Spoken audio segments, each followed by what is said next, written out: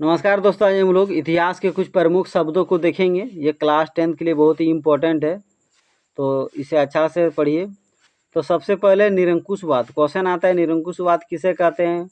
निरंकुशवाद से आप क्या समझते हैं? निरंकुशवाद का क्या अभिप्राय है? निरंकुशवाद का क्या तात्पर्य है? तो देखिए, ऐसी सरकार या शासन व्यवस्था जिसकी सत्ता पर किसी प्रकार का कोई अंकुश नहीं होता, ऐसी शासन व्यवस्था को निरंकुशवाद कहते हैं। यह अत्यंत केंद्रीकृत, सैन्य बल पर आधारित और दमनकारी सरकार होती थी। तो निरंकुशवाद ऐसा शासन या ऐसा सरकार या ऐसे शासन व्यवस्था जिस पर किसी का कोई रोक टोक नहीं होता, तो उसका यानी वहाँ पे शासक का ही मनमर्जी चलता था। वो अत्यंत केंद्रीकृत होता, यानी उसका फैसला ही अंतिम फैसला होता था। वो वहाँ का शासक ही सर्वोपरि माना जाता है। वहाँ जनता का, पब्लिक का कोई मूल्य नहीं है। फिर वो से किसी भी घटना को, किसी भी आंदोलन को, किसी भी बात को सैन्य के द्वारा दबा देता था, और वो बहुत ही दमनकारी होता था। यानी वहाँ उसका फैसला ही सर्वोपरि, वो अपने मन मर्जी से राज्य चलाता था। उसके बाद आगे देखिए है कल्पनादर्श। उसे यूटोपिया भी कहा जाता है। क्वेश्चन आता है कल्पनादर्श क्या है, यूटोपिया क्या है? यूटोपिया से आप क्या समझते हैं? कल्पनादर्श, तो दोनों से कुछ भी क्वेश्चन है, यही परिभाषा होगा। एक ऐसे समाज की कल्पना जो इतना आदर्श है कि उसका साकार होना लगभग असंभव होता है। यानी ऐसा समाज जो बहुत ही आदर्श हो, बहुत ही आइडल हो, यानी इतना अच्छा कि वो ऐसा समाज का साकार होना असंभव ही है। मान लीजिए आप बोलेंगे कि एक देश ऐसा है जहाँ ना ही वहाँ कोई अमीर है, ना ही कोई गरीब है। या बोलेंगे वहाँ एक समाज ऐसा है वहाँ चोरी चपाटी कुछ नहीं होता है, जहाँ पे चोरी नहीं होता है, जहाँ पे अमीर गरीब का भेदभाव ना हो, तो इस प्रकार का समाज देखने को आपको मिलेगा ही नहीं। तो इसे अच्छा से याद कर लें, बहुत इजी तरीके से लिखा गया है। एक ऐसे समाज की कल्पना, यानी ऐसे समाज का कल्पना करना जो इतना आदर्श है कि उसका साकार होना लगभग असंभव ही है।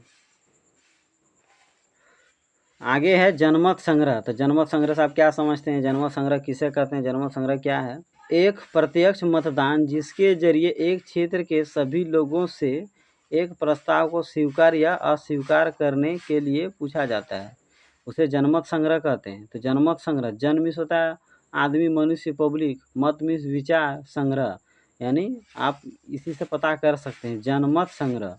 जन मीन्स आदमी, पब्लिक, जनता, और मत मीन्स उनके विचार को संग्रह करना, इकट्ठा करना।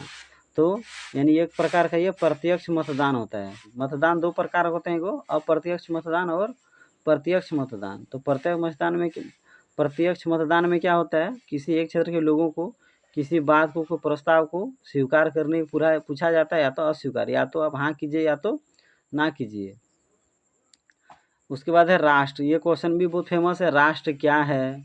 राष्ट्र से आप क्या समझते हैं? राष्ट्र का क्या परिभाषा है? तो राष्ट्र ऐसे लोगों का समूह है जो एक समान संस्कृति, इतिहास, भाषा या क्षेत्र साझा करते हैं।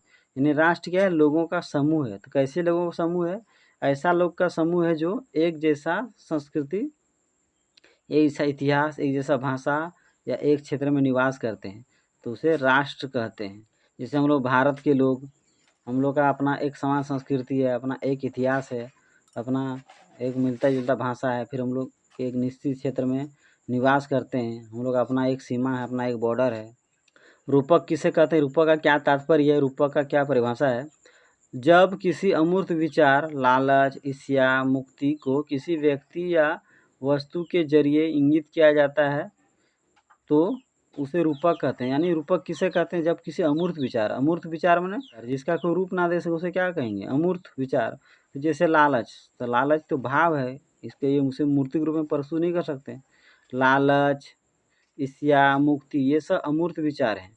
तो जब किसी अमूर्त विचार को किसी व्यक्ति के द्वारा या वस्तु के द्वारा मूर्ति के रूप में प्रस्तुत करते हैं, दिखाते हैं, दर्शाते हैं, तो वैसे विचार को रूपक कहते हैं। रूपक, राष्ट्रवाद, जनमत संग्रह, कल्पनादर्श, यूटोपिया, निरंकुशवाद क्लास 10th के बोर्ड एग्जाम में बहुत बार पूछे गए। इसे याद कर लें, इससे कुछ ना कुछ क्वेश्चन आपको परीक्षा में देखने को मिल जाएंगे।